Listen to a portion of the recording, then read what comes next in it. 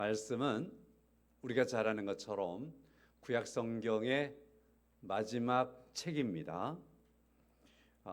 구약 성경 마지막 책인 말라기서에 대한 말씀 오늘 본문이 되겠는데, 제가 성경 읽기 하면서 할 수 있으면 그 주간에 읽는 그런 말씀을 본문으로 해서 말씀을 드리고 있습니다. 이 말씀은 이번 주간으로 해서 말라기서를 읽으면 구약 성경이 마지막 된다라는 거지요. 그래서 금요일, 토요일 두 번에 걸쳐서 읽으면 말라기서를 읽을 겁니다. 말라기서를 여기까지 인도하신 하나님께도 감사를 드리고, 또 잘 따라오신 분들께도 감사를 드리고, 또 마음속에 나름대로 혹시 따라서 못 읽는 분들 계셔가지고 부담이 있는 분들 있으면 그 부담도 감사할 일입니다. 읽든 말든 너희들 읽어라, 나는 내 마음대로. 그러면 성경과 아주 멀리 떨어져 살면 안 되잖아요. 근데 마음속에 내가 꼭 읽긴 읽어야 되겠는데, 그 부담은 은혜입니다. 거기에다가 실천까지 함께 따라와서 혹시나 여기까지 함께 못 하신 분들은 이번 주부터 또 시작하면, 다음 주부터 시작하면 신약 성경 다시 읽기 시작하는 겁니다. 자, 그래서 이렇게 말씀을 좀 드려보겠습니다. 성경 말씀이 일용할 양식이 되어 날마다 여러분과 저를 은혜의 바다로 하나님의 사랑의 품으로 소망 중에 주님을 바라며 하나님의 나라를 기다리는 초대교회 성도들과 같은 삶과 하나님이 기뻐하는, 하나님을 사랑하며 예배하는 삶이 되기를 축원합니다. 구약 성경 마무리하면서 이렇게 간단하게 정리 한번 해보았습니다. 자, 말라기 1장은 말라기서 1장에서 우리가 보여주는 것은요, 하나님의 사랑의 선언을 볼 수 있습니다. 하나님께서 오늘 2절의 말씀 보면 내가 너희를 사랑하였노라. 하나님은 이 말씀을 부끄럽게 말씀하시지 않아요. 하나님께서는 정당하게 말씀을 하시는 겁니다. 하나님께서는 이스라엘 백성들에 대하여서 내가 너희를 사랑하였노라 말씀하심에 조금도 부족함이 없습니다. 마찬가지로 우리가 함께 보았으면 좋겠습니다. 나를 향해서도 하나님은 말씀하십니다. 내가 너를 사랑하였노라. 내가 너를 사랑함에 있어서 조금도 부족함이 없노라 하시는 하나님이십니다. 믿으십니까? 우리가 자칫 생각을 삐뚤어지게 가질 수도 있거든요. 한 목사님이 계셨는데 아들을 결혼을 시키는 거예요. 의논을 하는 거예요. 의논하는데 요즘에 이제 결혼이 많이 이렇게 약식으로 하잖아요. 아버지의 마음속에서는 꼭 존경하는 그분을 주례로 모시고 싶었어요. 근데 아들이 안 된다는 거예요.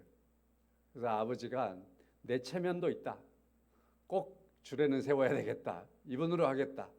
내가 평생에 존경하는 분이어서 이분이 내 아들 결혼하는데 주례를 하셨으면 좋겠다고 나는 생각하고 마음에 확장했다. 그러니까 아들이, 그 착한 아들이 갑자기 아버지가 나한테 뭘 해준 게 있어서 내 결혼에 그렇게 참견하십니까?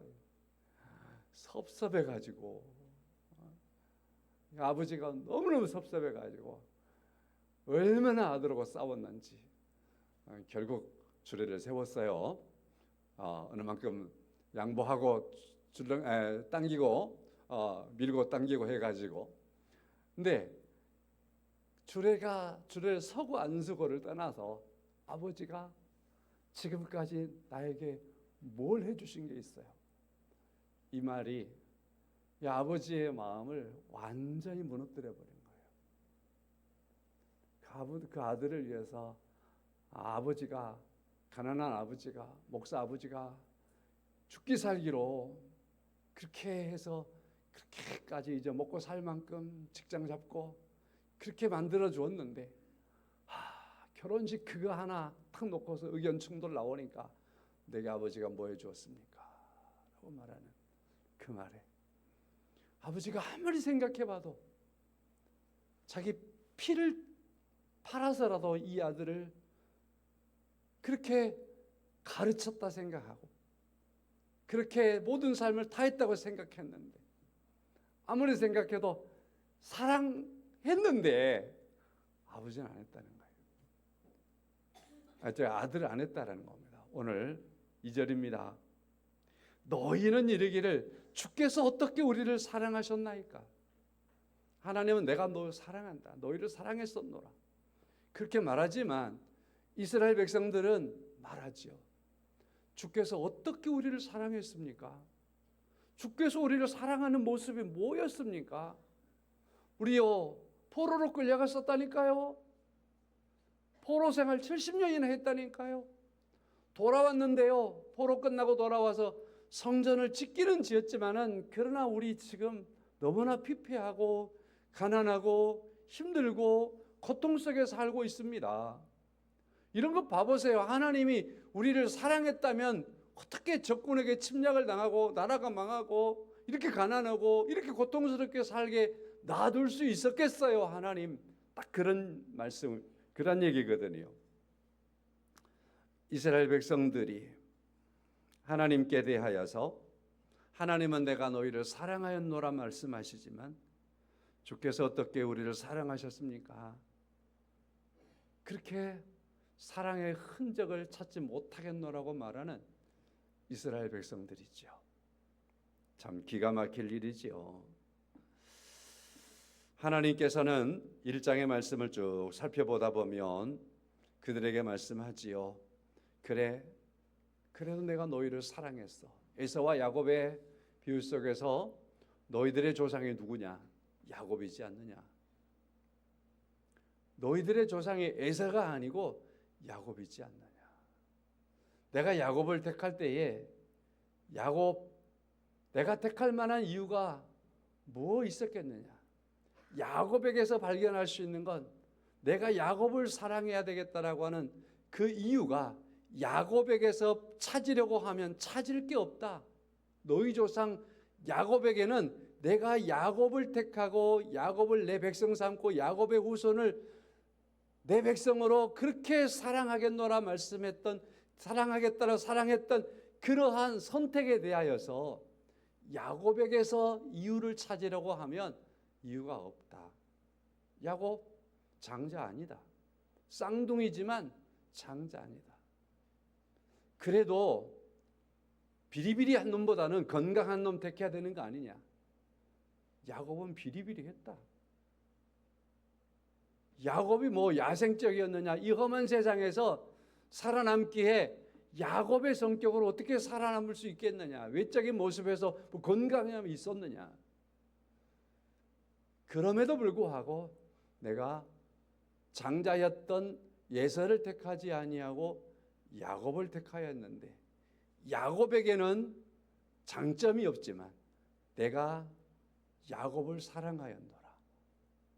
내가 야곱을 택하였노라. 내 주권으로 야곱을 너의 조상으로 삼았노라. 자, 내가 사랑한 거다. 그렇게 말씀을 하시는 거죠. 이스라엘 백성들에게도 같은 말씀을 던지는 거죠.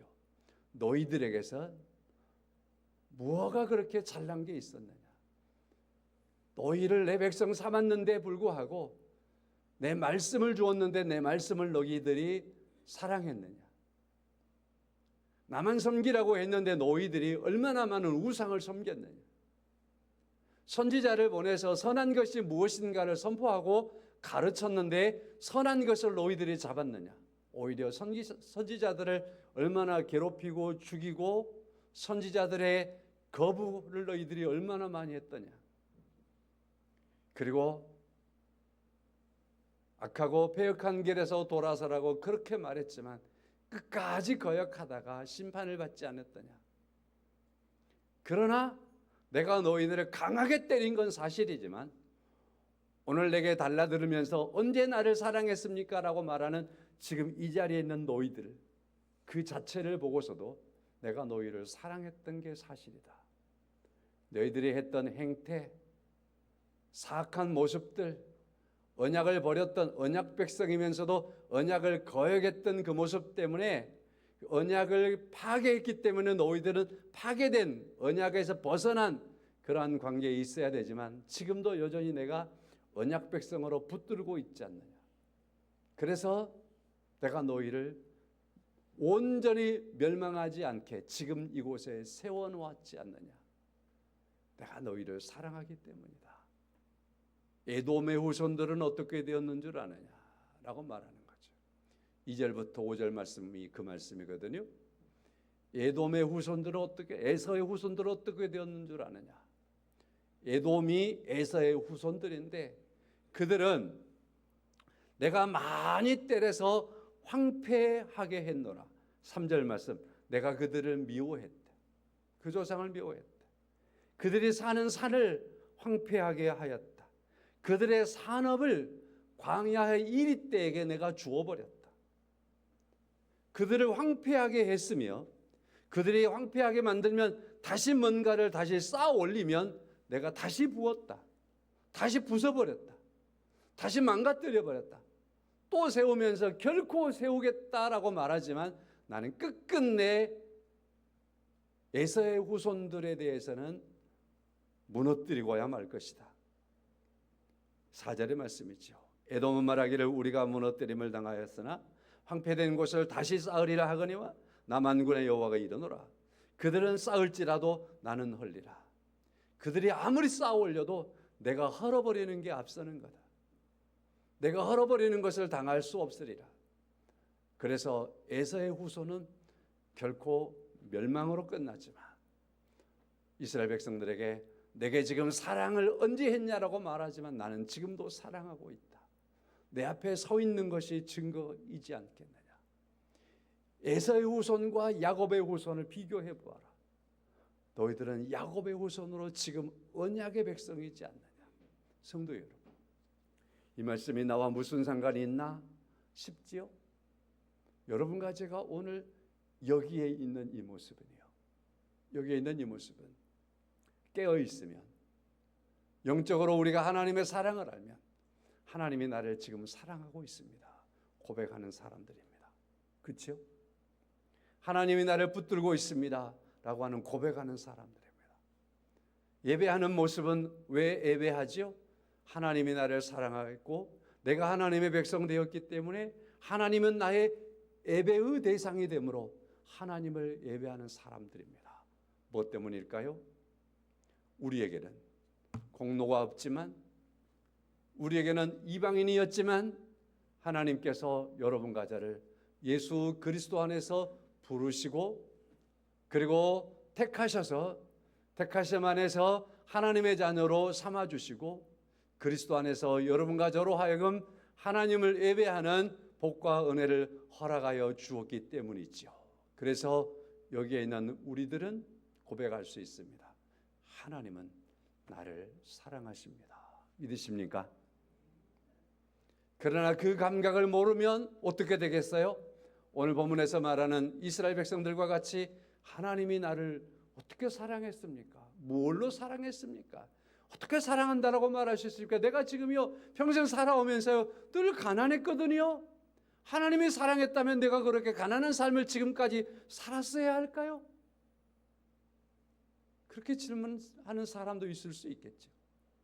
내가 많은 어려움들을 얼마나 겪었는데요. 그래서 그걸 풀어보고자 얼마나 교회를 다녔는데요. 여전히 하나님 나를 그대로 놔두시대요.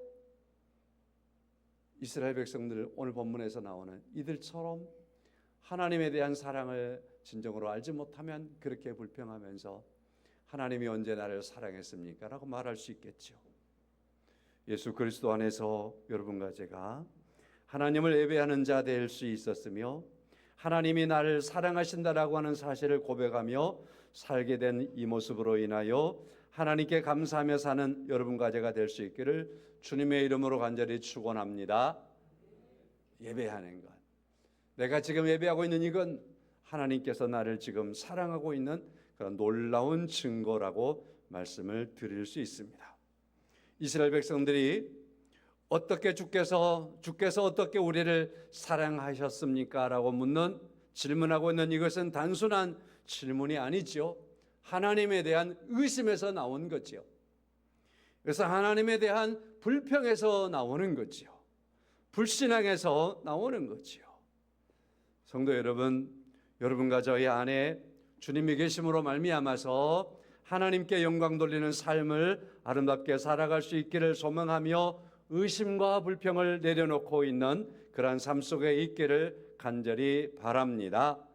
자, 그러면 오늘 말씀 안에서 서론에서 말씀이 정리가 됐습니다마는 하나님께서는 이스라엘 백성들을 택하셨다라고 말씀합니다.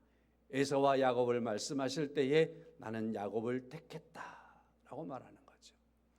그런데 오늘 본문의 말씀에 시작할 때 내가 사랑하였노라라고 말씀하시는, 내가 너희를 사랑하였노라라고 말씀하시는 이 말씀은 무엇을 말하죠? 말라기서의 주제도 역시나 하나님의 사랑입니다라는 거죠.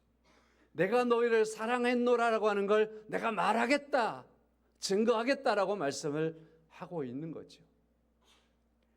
그러므로 여러분과 제가 이 말씀 안에서 하나님이 나를 사랑하고 있다라는 걸 우리가 만나는 것이 말라기서를 잘 읽는 그러한 모습이겠죠. 말라기서를 잘 읽으셔서 하나님이 나를 사랑하셨다, 하나님이 나를 사랑하고 계신다, 그 하나님에 대한 사랑을 붙잡고 감사하면서는 은혜가 있기를 간절히 바랍니다. 근데 하나님께서 사랑하심에 대하여 내가 야곱을 택했다라고 하는 그 택함에 대하여 하나님의 주권이 거기에 작용했다라고 말씀하시고, 하나님께서 주권으로 택하였다라고 하는 그 택하심을 다른 말로 바꾸면 내가 야곱을 사랑했다, 나는 야곱을 사랑한다, 나는 너희를 사랑한다, 그런 말씀이 되겠습니다. 하나님은 우리를 사랑하시는 하나님이십니다. 그래서 사도 바울은 이런 부분에 대하여서 로마서 9장 11절에 이렇게 말하지요. 그 자식들이 아직 나지도 아니하고 무슨 선이나 악을 행하지 아니한 때에 택하심을 따라 되는 하나님의 뜻이 행위로 말미암지 않고 오직 부르시는 이로 말미암아 서게 하려 하사, 아직일 때, 아직 나지도 않았을 때, 아직 무슨 선한 것도 모르고 선한 것을 행할 줄도 모를 때,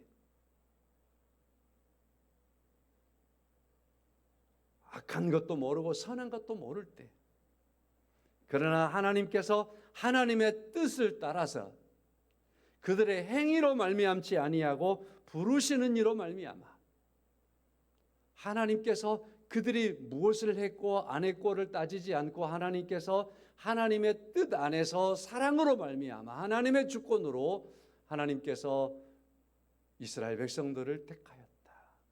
하나님께서 예수 그리스도 안에서 여러분과 저를 그와 같이 택하였다. 아직 우리가 나지도 않았을 때, 아직 우리가 선한 것이 무엇이고 악한 것이 무엇인가 분별할 줄도 모를 때, 하나님께서는 하나님의 뜻 안에서 우리를 택하셨고 사랑하셨고 부르셨다라고 말씀을 하시는 겁니다. 이것이 바로 하나님의 은혜의 시작입니다. 그러므로 여러분과 제가 하나님의 은혜를 받았다라고 말할 때는 내가 뭘 했기 때문에 하나님이 내게 은혜를 베풀었다라고 말할 수 없습니다. 하나님께서 내게 은혜로 다가오셔서 내게 은혜를 베풀어 주었습니다 라고 말씀을 하는 겁니다. 성도 여러분, 하나님께서 우리를 택하여서 하나님의 자녀로 삼아주시고 하나님은 이렇게 우리를 오늘 또 사랑하고 계시는 것을 우리가 말라기서의 말씀을 통해서 함께 만날 수 있어야 되겠습니다. 그런데 하나님이 이처럼 야곱을 사랑하고 야곱의 자손들을 사랑하고 지금도 사랑하고 있는데 이스라엘 백성들이 하나님 앞에 당당하게 서가지고 한마디 하는 겁니다. 하나님께서 어떻게 우리를 사랑하셨습니까? 하나님께서 내가 너희를 사랑하였노라 라고 하시는 하나님의 말씀을 하시는데 그 말씀 앞에 서가지고 하나님께서 어떻게 우리를 사랑하셨습니까? 라고 이스라엘 백성들이 반문하는 거예요. 불신하는 겁니다. 참 하나님을 마음 아프게 하는 거지요. 이스라엘 백성들에게 지금 하나님에 대한 감각이 없는 거예요. 그죠? 하나님께서 그들을 사랑하는 사랑에 대한 감각이 없는 거죠. 킹덤 오브 헤븐이라고 하는 영화가 있죠. 여러분 혹시 보셨는지 모르겠는데 예루살렘의 왕 보드행 4세가 그 한센병에 걸려 있어요. 왕이 한센병에 걸려 있어요. 그리고서 이제 한센병에 걸려 있지만 왕의 자리를 지키는 거죠. 그럴 때에 백성들에게 왕이 한센병에 걸렸는데 그 영화를 보다 보면 한번 그 왕이 뭐죠? 가면을 쓰고 있거든요. 가면을 한번 싹 벗어주는데 그때 그 차마 얼굴을 눈을 뜨고 볼 수 없을 만큼 다 망가져 있어요. 그러니까 왕의 자리에 있으면서도 이 왕이 늘 두건을 쓰고 있어요. 가면을 쓰고 있어요. 그리고 목소리만 가지고 통치를 하는 그런 왕입니다. 그의 누이가 있는데 시빌라라고 하는 공주입니다. 공주의 아들이 있는데 이 아들이 크고 있는데 이제 왕에게 후손이었으니까 공주의 아들이 차기 왕이 돼야 되잖아요. 이 아이를 왕자처럼 잘 키우고 있습니다. 근데 시빌라 공주의 아들을 어느 날 보니까 이 아들의 행동이 이상한 거예요. 뭐하고 노는데 피가 나는데 피 나는 줄도 모르고 아이가 노는 거예요. 싸한 느낌이 오죠. 공주가 그 남편과 함께 자기 아들을 테스트를 해보는 거예요. 원래 가가지고 상처를 착 내보는데 상처 난 줄도 모르고 이 아이가 노는 거예요. 큰일 났다. 우리 아들도 한센병, 나병에 걸렸구나. 충격을 받죠. 그래서 이 시빌라 공주가 결국에 있어서 이 아이가 왕이 된들 우리 오라비처럼 저렇게 왕이 될 텐데 그렇게 왕이 된들 무슨 뭐가 있겠느냐. 그렇게 평생을 사느니 하면서 그 아들을 죽여버리죠. 그런 영화인데 이런 말씀을 드리는 건 뭐냐면 이 나병이라고 하는 게 감각을 잃어버리는 거예요. 감각을 잃어버리니까 얼굴이 험해지고 사람 앞에 설 수 없고 온몸에 피고름이 흐르고 그리고 온전한 모습들을 다 잃어버리고 사람 앞에 설 수도 없고 그래서 엄마 아버지가 그 아이를 독사를 시키는 거예요. 놔두면 이 아이가 왕이 될 수 있는 아이지만 그럼에도 불구하고 독사를 시켜내는 거예요. 무엇 때문에? 감각이 없는 것 때문에. 감각이 없는 것 때문에. 이스라엘 백성들이 오늘 본문의 말씀에서 하나님은 그들에 대하여서 매를 때린 게 사실입니다. 자, 그럼에도 불구하고 하나님은 이스라엘 백성들을 여전히 사랑하고 있습니다. 그래서 하나님이 내가 너희를 사랑하였노라 하면서 이스라엘의 모든 역사 속에서 하나님이 이스라엘 백성들을 사랑하였던 그 사랑을 생각만 하면 영적인 감각만 가지면 수만 가지의 하나님의 사랑들을 그들이 충분히 헤아릴 수 있지만 그러나 하나님의 사랑에 대한 감각을 잃어버린 이스라엘 백성들은 하나님께서 그들에게 내가 너희를 사랑하였노라라고 말함에도 불구하고 언제 어떻게 하나님이 우리를 사랑하였습니까? 라고 반문하는 거예요. 사랑의 감각을 잃어버린 이스라엘 백성들의 모습이에요. 은혜의 감각을 잃어버린 이스라엘 백성들의 모습이에요. 하나님께서 그들을 택하심에 대하여서 거룩한 성민 되게 하심에 대한 그러한 은혜를 그러한 성민됨에 대한 거룩함에 대한 감각을 잃어버린 이스라엘 백성들의 모습이에요. 우리는 기도해야 돼요.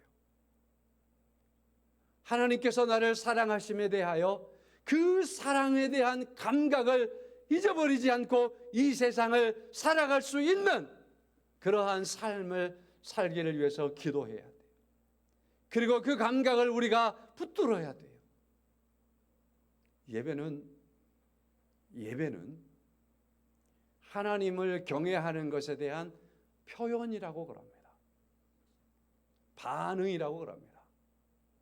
감각을 잃어버리면 칼로 손을 쨌는데 피가 줄줄 흐르는데 감각을 잃어버리면 아무것도 모르고 그냥 하는 거예요. 감각을 잃어버려. 성도 여러분, 감각이 살아있으면 조금의 비전만 들어도 아야!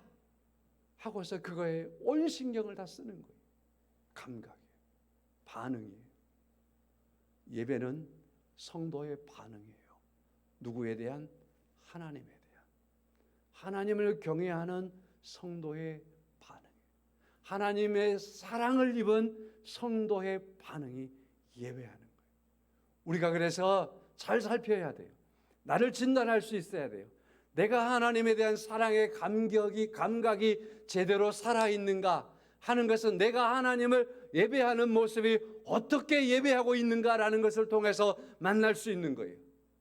말라기서 1장의 말씀을 가보면 이스라엘 백성들이 하나님 앞에 나옵니다. 그래서 하나님께 제사 예배를 드린다고 드리고 있습니다. 근데 가만히 하나님께서 보니까 하나님께 끌고 나오는 짐승을 보니까 애눈박이.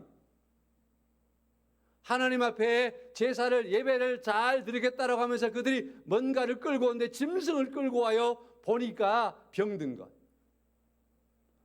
파리파리한 것. 그래서 하나님께서 말합니다. 야, 내가 너희들에게 누구냐? 내가 너희들에게 왕이 아니더냐? 내가 너희들에게 왕이라 이 말은 내가 너희의 주권자가 아니더냐 그 말이거든요. 내가 너희들의 왕이 아니더냐. 그러나 너희의 마음속에 내가 왕이라는 사실을 분명하게 인정한다면 그렇게 병든 소를 끌고 오겠느냐. 애눈박이 소를 끌고 와서 이겁니다라고 드리겠느냐. 그러면서 하나님이 말합니다. 너희들이 내 성전으로 차라리 오지 않았으면 좋겠다. 그래도 그렇게 꾸역꾸역 온다면 10절 말씀. 만군의 여호와가 이르노라.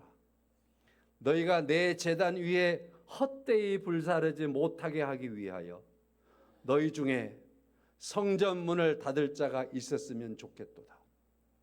성전 문을 닫는 사람이 누구예요? 제사장이라고 생각하지 마세요. 타락하는 왕들이 성전 문을 닫았어요. 그죠? 전쟁을 통해서 적군이 쳐들어와 가지고 성전 문을 닫아버리는 거예요. 하나님께서 말씀합니다. 그렇게 거짓되게 내게 들어오려면 너희들이 내게 예배한다라고 그렇게 꾸역꾸역 오지만은 그러나 나를 향한 감각이 없이 그렇게 온다면 나를 참으로 예배한다라고 하면서 그 오는 것들이 그렇게 애눈박이 절절 끌고 있는 것, 병든 것, 그리고 절고 있는 이런 것 갖고 오면서 아이고 그래도 소한 말이에요. 이렇게 오는데 나 그거 보기 싫다. 차라리 내 집에 너희들이 들어오지 않았으면 좋겠다. 그래도 들어오겠다고 누군가가 일어나서 성전문을 닫아버렸으면 좋겠다. 그런 건 싫다. 하나님 말씀하시는 거죠. 여러분과 제가 하나님을 예배하는 성도의 삶을 살아가죠. 하나님을 경외하는 삶을 살아가죠. 우리가 하나님을 경외하는 삶들을 살아가는 이 모습들을 우리가 잘 돌아보아야 합니다. 정말 하나님에 대한 사랑의 그러한 반응이 예배하는 것으로 나타난다면 내가 하나님 앞에 어떻게 예배하며 나아가고 있는가? 하나님께 예배하기 위해서 어떠한 모습으로 내가 늘 다듬어지고 있는가? 준비되어지고 있는가? 하나님이 내가 하나님을 향해서 나갈 때 그래 그렇게 와야지 라고 하며 문을 활짝 열어줄 하나님이신가? 아니면 누군가를 시켜서 문을 닫아버렸으면 좋겠다라고 하는 하나님의 심정을 그렇게 토할 것인가? 성도 여러분,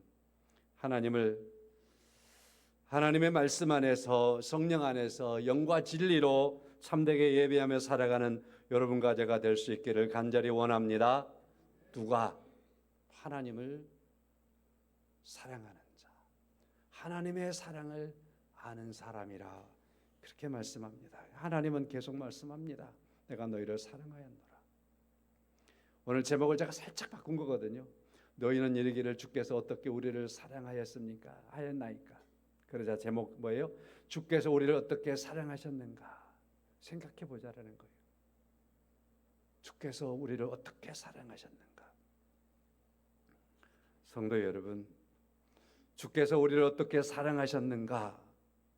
5절 말씀 보면 너희는 눈으로 보고 이르기를 여호와께서는 이스라엘 지역 밖에서도 크시다 하리라 말씀이 있습니다. 에돔을 하나님께서 심판합니다. 에돔을 하나님께서 무너뜨립니다. 또 세우지요. 또 무너뜨립니다. 또 세우지요. 끝까지 하나님이 무너뜨리십니다. 왜? 4절 하반절의 말씀 보니까 악한 지역이기 때문에, 악한 지역에 대한 하나님의 심판. 에돔은 하나님께서 보실 때 악하기 때문에, 그래서 하나님의 영원한 진노를 그와 같이 나타내시는 거예요. 하나님의 영원한 진노로 에돔에 대한 하나님의 심판이 행하여졌으므로 말미암아 세상의 모든 사람들이 에돔을 애주시하고 바라보면서 사람들이 말합니다. 그렇지, 하나님께서는 이스라엘 밖에서도, 에돔은 이스라엘 밖이잖아요. 이스라엘 밖에서도 하나님은 하나님의 공의를 이루시고 하나님께서는 하나님의 뜻을 이루시는 하나님이시다. 우리가 소돔이라는 말을 알고 고모라라는 말을 압니다. 그죠? 소돔과 고모라를 하나님께서 심판하셨습니다. 그 심판을 아는데 그냥 하늘에서 유황불이 쏟아져서 소돔과 고모라 성이 없어져 버렸다. 이렇게만 알면 성경을 잘못한 겁니다. 사건은 알지만 성경은 말합니다. 소돔과 고모라 성에 대하여 선하신 하나님께서 심판하셨다. 그러므로 소돔과 고모라 성이 이와 같이 완전히 유황불에 완전히 타져버리고 없어져 버렸다라고 하는 것, 하나님이 살아계시다라는 증거다. 마찬가지 에돔이 사라지는 건 하나님께서 공의로 심판하심에 대한 증거다. 반대로 이스라엘 백성들에게 말합니다. 너희가 지금 여기에 있지 않느냐.